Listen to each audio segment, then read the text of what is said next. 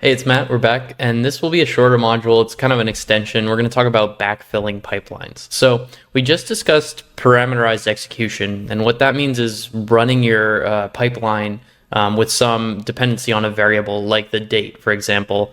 You might be storing files in GCP based on in a folder that's based on the year, the month, and the day, which is kind of the example we worked through. And in this module, we're going to talk about backfilling those pipelines. So you could imagine, say you lost some data or you had missing data and you need to rerun those pipelines for multiple days, weeks, months.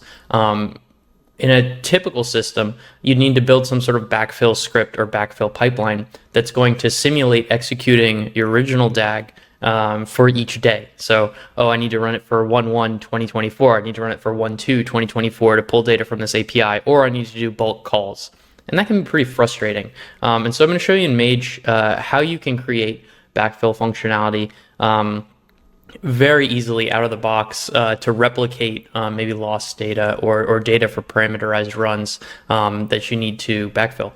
So I'm just going to click into really any pipeline here. It doesn't matter. But I think this makes the most sense in a parameterized run. So if you go to the backfills tab on the side panel here, the side nav, and you create a new backfill, you can backfill by date and time window. So you can name your backfill whatever you want. We'll call ours Magic Zoomcamp Backfill.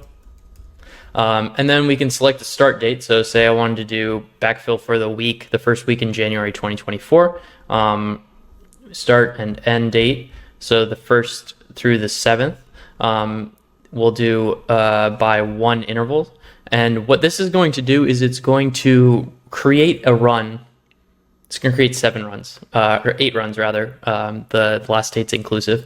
And it's going to assign the execution date variable that we referenced in the last module to each day in this pipeline. So there'll be a run for 1/1, 1/2, etc.